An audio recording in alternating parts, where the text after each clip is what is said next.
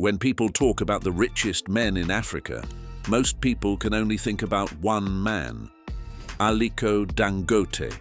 With an estimated fortune of $24.7 billion, he stands at the top of the continent's wealth pyramid. Dangote built one of Africa's largest business empires, with interests in cement, sugar, salt, and countless other industries that shape everyday life across the region. So how does someone with that kind of money live? Does he just spend it, or does he build with it? Dangote travels in private jets, lives in multi-million-dollar mansions, and owns luxury cars that match his billionaire status. But, behind the scenes, he runs a refinery worth billions and controls companies that influence markets across Africa. From exclusive boardrooms to private islands, his world runs on scale and power. Whether it's the factory that builds cities or the jet that takes him across them, Dangote lives on a different level entirely. This video takes you inside the $24 billion life of Aliko Dangote, his empire, his luxury, and the story behind Africa's richest man.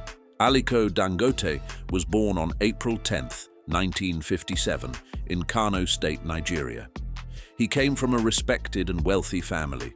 His great-grandfather, Al-Hassan Dantata, was once one of the richest men in West Africa, famous for trading kola nuts and ground nuts. So from the start, Dangote was surrounded by the world of business. But even with that family background, he didn't just sit and enjoy comfort.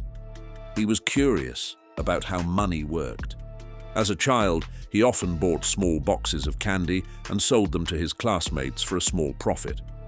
That early habit of buying and selling taught him how trade could grow wealth even on a small scale. His family noticed his drive, and his grandfather supported him financially when he showed interest in starting something of his own. What made him special was the fact that he cared little about his inheritance as a member of the family, and more about building his own name. With a goal set in mind, he went ahead to study business at Al-Azhar University in Cairo, Egypt, where he learned the basics of economics and management. After returning to Nigeria in the late 1970s, he was ready to take on the business world. He began with trading simple stuff like importing rice, sugar, and cement. His strategy was to buy at a good price, sell at a profit, and reinvest every single time. By his mid-20s, he had already made strong business connections and built a reputation for reliability. People often ask, was it his family's money or his own skill that made him rich? The truth is, it was both. He had the resources to start, but it was his consistency, discipline, and long-term vision that turned small trading into an empire. Even in his early years, Dangote always thought about the bigger picture. While most traders aimed for quick cash, he aimed for the control of supply, prices, and production. That mindset would later shape his entire career and help him dominate industries across Africa. So, how did this young trader from Kano go from importing goods to manufacturing the very products Nigeria depends on today? Before we do that, I'd like to ask you a small favor. If you appreciate this content, please take a second to like this video and subscribe to the channel. Over 99% of you watch the videos without subscribing. It costs you nothing, but it makes a huge difference to us. Thank you so much. Now, back to the video. Over the next decade, Dangote's company became one of the most reliable importers in the country. But Dangote wasn't satisfied with importing forever. He wanted to control production. Why should I keep buying from foreign suppliers when I can make it here? That was always his thought. This idea pushed him to start building factories of his own. In the 1990s, he began manufacturing sugar and pasta, two of Nigeria's most consumed products. It was a bold move. Setting up factories in Nigeria wasn't easy. Poor infrastructure, unstable power, and high costs scared off many investors. But Dangote saw opportunity where others saw risk. If he could produce locally, he could dominate the market and reduce Nigeria's dependence on imports. His biggest game changer became the moment he began to dabble in the world of cement production. He realized every growing city in Africa needed cement to build roads, bridges, and homes. So he invested billions to make cement locally and expand across borders. By the 2000s, Dangote cement became the largest in sub-Saharan Africa, with plants in several countries. This move completely gave him real economic influence. When construction rose in Africa, Dangote's profits were sure to rise too. His new business strategy became simple. All he needed to do was to focus on basic needs like food, housing, and infrastructure. Instead of chasing flashy tech or risky markets, he went after products people can't live without. That's why his empire stands on cement, sugar, salt, and flour, everyday essentials used by millions. As the profits poured in, Dangote built a corporate network that spanned across Africa. By 2013, Dangote cement alone was worth over $20 billion, making it one of the most valuable companies on the continent. Around that time, his personal fortune also skyrocketed, earning him a permanent spot on Forbes' list of billionaires. But he wasn't done yet. In 2016, he began work on what would become his biggest and riskiest project ever: the Dangote Refinery. Located in Lekki, Lagos, it cost over $15 billion to build and became the largest oil refinery in Africa. People doubted he could finish it, but Dangote's vision was long-term. He wanted to end Nigeria's reliance on imported fuel and turn the country into an energy hub. Of course, this level of expansion came with challenges like currency swings, loan pressures, and critics who accused him of enjoying too much government support. Still, Dangote's empire kept growing. Even when Nigeria's economy slowed down, his companies found ways to stay profitable. By the 2020s, he grew from simply being the richest man in Africa to its most influential industrialist. His businesses employ tens of thousands, and his factories keep countries running. From a small trading stall to an empire worth over $24 billion, his rise shows what happens when ambition meets discipline. But behind all the boardrooms and billion-dollar projects lies the life he built for himself. What does the richest man in Africa spend his money on? Well, now let's look into his world of wealth, luxury, and power. Unlike many billionaires who love showing off, Dangote keeps things private. He's not the type to flood social media with photos or parties. But when you look closer, the scale of his wealth speaks for itself. His main residence is in the highbrow part of Lagos. It's a mansion worth several $1 million and a place designed for comfort and security, with ocean views, modern architecture, and staff who keep things running smoothly. Inside, you'll find art, marble floors, and elegant simplicity rather than flashy gold. He also owns a luxury home in Abuja and another property in Kano, his hometown. These homes have grown from being houses to being symbols of how far he's come, from selling small goods in markets to living among Nigeria's elite. Dangote's garage holds some of the world's most expensive cars. He's been seen in a Maybach 57S, a Bentley Mulsanne, and a Mercedes-Benz CL65 AMG. These are vehicles that show taste without loud excess. Each one combines performance and class, much like his business style. But Dangote is quite different. He's not obsessed with cars the way some billionaires are. For him, they're tools of comfort, not trophies. When it comes to air travel, Dangote doesn't wait in lines.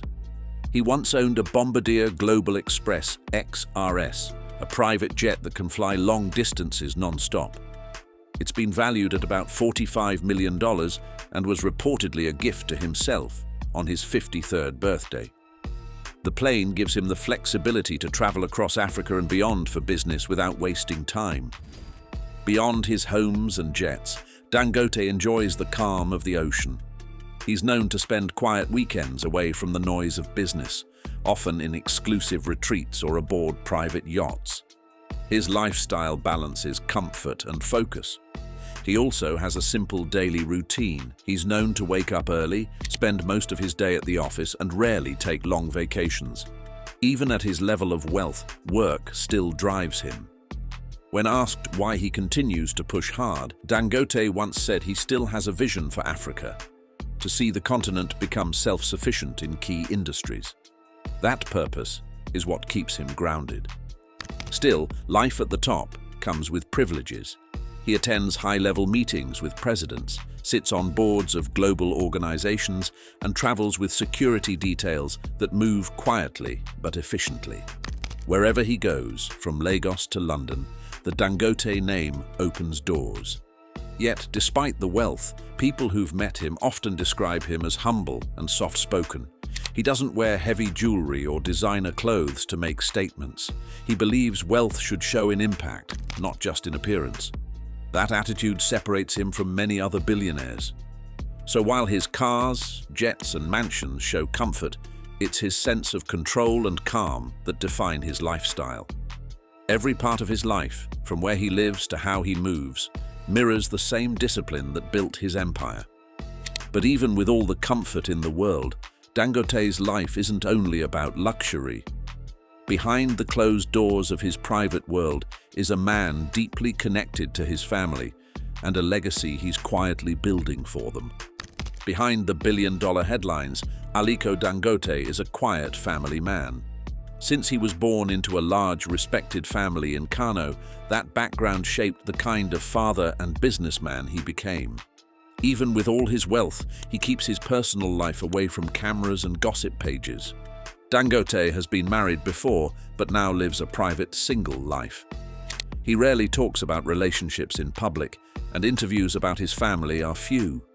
What's clear is that he has children he's proud of, especially his daughters, who have studied abroad and now take part in the family's business interests. One of them, Halima Dangote, has held senior positions in the Dangote Group, helping to carry the family name into the next generation. One of the few times his private world made national news was during his daughter Fatima Dangote's wedding in 2018. The event became one of the most talked-about weddings in Africa. Fatima married Jamilu Abubakar, and the guest list was filled with presidents, governors, traditional rulers, and business tycoons. Fatima wore high-end jewelry, a diamond and rose gold Harry Winston watch reportedly worth about $32,000. Reports estimated the total cost at over $20 million, with luxury decor, custom outfits, and performances by top entertainers. Despite the grandeur, the wedding reflected Dangote's family values, elegance, tradition, and loyalty. His family is said to share his calm personality. They appear at formal events but stay out of unnecessary attention. Even though they live in luxury, their lifestyle isn't defined by flashing wealth.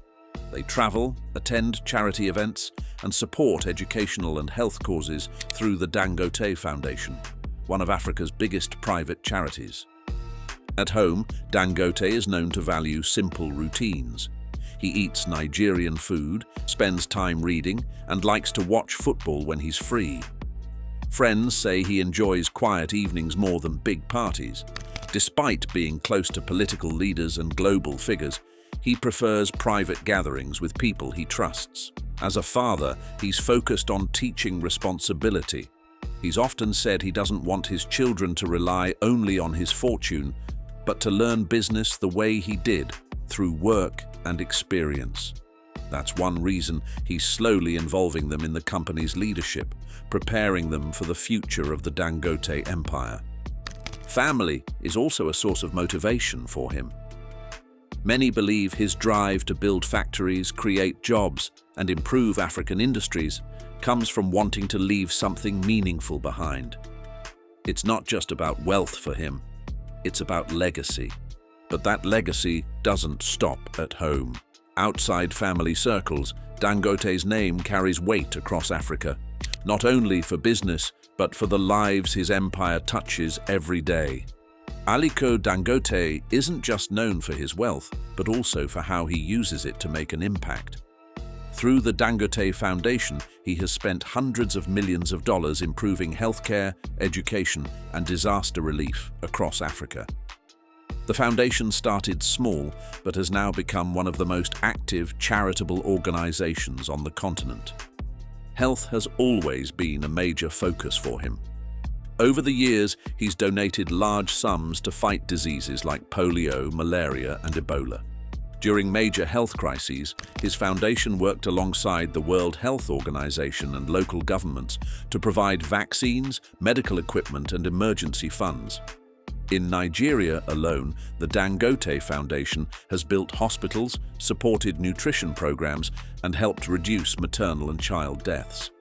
When COVID-19 hit, Dangote was among the first to act.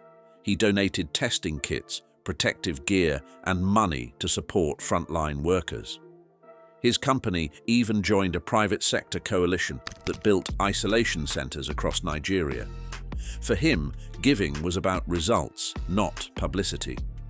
He once said he believes African billionaires should use their resources to solve African problems, not just chase profits. Beyond health, his foundation funds scholarships and skills programs for young people. Education, he says, is the foundation of true development.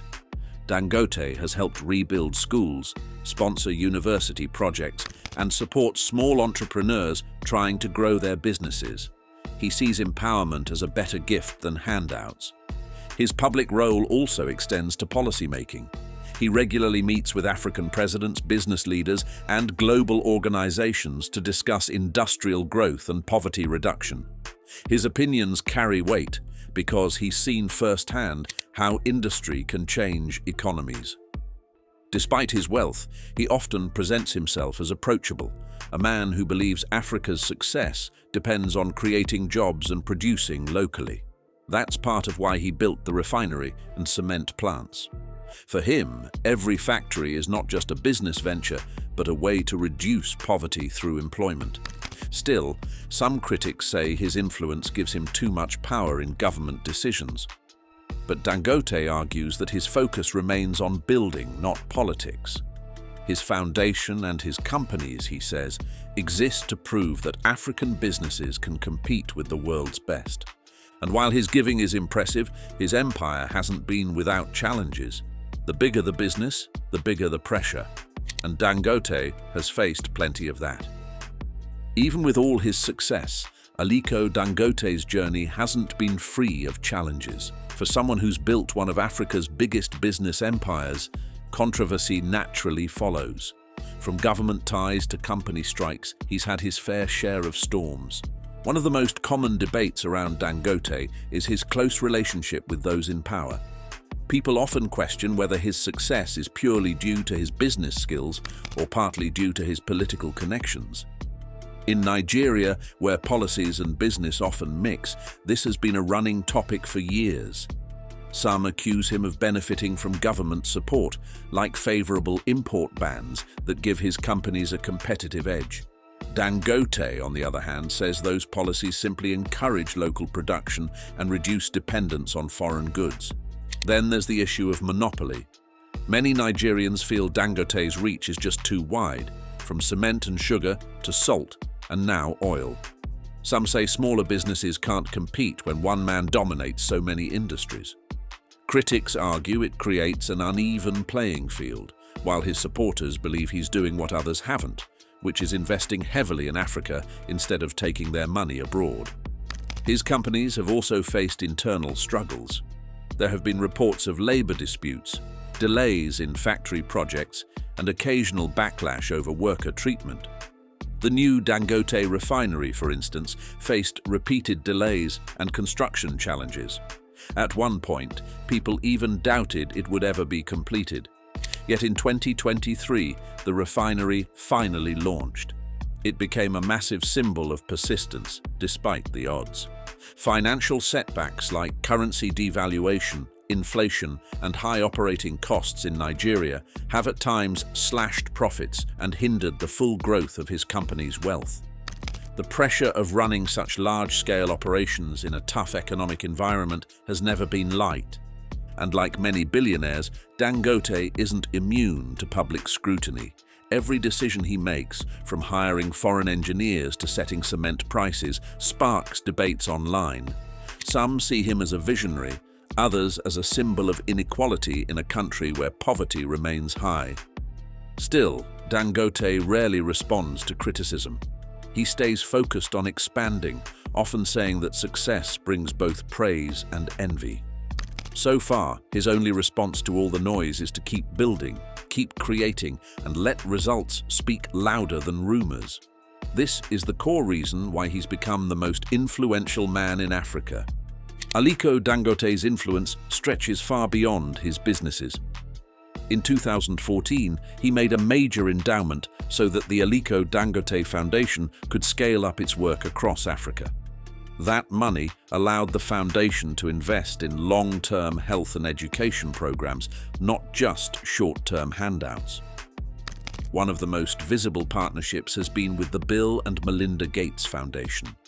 In 2016, the two foundations announced a joint commitment to fight malnutrition in Nigeria, pledging $100 million over several years to reach vulnerable children and families. This public pledge showed that Dangote saw philanthropy as a strategic funding program that could change long-term outcomes for millions.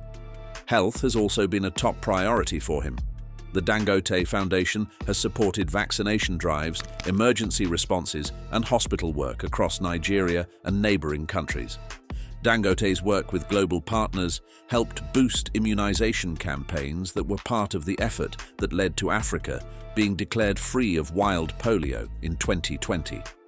While many groups took part in that success, Dangote's funding and public support were an important piece of the puzzle. Education and skills training are another major focus. The foundation runs scholarships, funds university projects, and supports vocational programs that teach young people marketable trades. These programs aim to move people from short-term aid to long-term opportunity, helping young Nigerians start businesses or get steady jobs. The foundation also backs initiatives to empower women and support small entrepreneurs.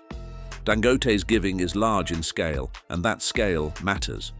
In 2014, he endowed the foundation with more than $1 billion, which allowed predictable multi-year projects rather than one-off donations. That kind of endowment gives planners the confidence to run bigger health campaigns, build facilities, and commit to multi-year education programs. It also pushed other wealthy Africans to think differently about philanthropy and longer-term impact. In 2020, Dangote once expressed interest in buying Arsenal Football Club, stating he would pursue the acquisition after completing his refinery project. However, he has since given up this ambition, acknowledging that the club's value has increased significantly and he lacks the necessary capital, preferring to invest in his other beneficial projects instead. While he regrets not buying Arsenal when the opportunity was available and at a lower price, Dangote remains a devoted Arsenal fan. On the business side, Dangote's legacy is tied to industrial development. His factories supply cement, food staples, and now fuel, which products matter to everyday life. And by building production inside Africa, he helped create millions of direct and indirect jobs, boosted local supply chains, and reduced import bills for several countries. That industrial footprint is a major part of how people remember him, not just as a rich man, but as someone who built industries. Finally, Dangote has become a global voice for the African industry. He meets leaders, speaks at international forums, and sits with global foundations to design programs. His combination of private wealth and public commitment has changed expectations that big African problems can now be tackled with African-led money and plans. Whether you agree with every decision he's made or not, his influence on philanthropy and industry in Africa is already deep, and it will shape the continent long after his active years. From a local trader in Kano to a global billionaire shaping Africa's economy, Aliko Dangote's story has always been about consistency, patience, and an unshakable belief in building something lasting. His empire didn't grow overnight. It came from decades of smart risks, tough calls, and his unique vision to make Africa produce what it consumes. And it has stayed the same. Every bag of cement, every grain of sugar, every barrel of oil from his refinery carries his fingerprint. That's the kind of power that doesn't fade when the cameras stop rolling. His story makes you wonder how far focus and discipline can really take someone, and what would Africa look like if more people built like Dangote, with long-term plans instead of short-term gains. So there you have it. From billion-dollar factories to private jets, palatial homes and a wedding that stopped the nation, Aliko Dangote's life is wealth on another level. But behind all that money is a man driven by purpose, power, and the need to leave a mark that outlives him. And if you think Dangote's empire is impressive, wait until you see the story we did on Nigerian billionaire mansions. Trust me, you'll want to click that one next.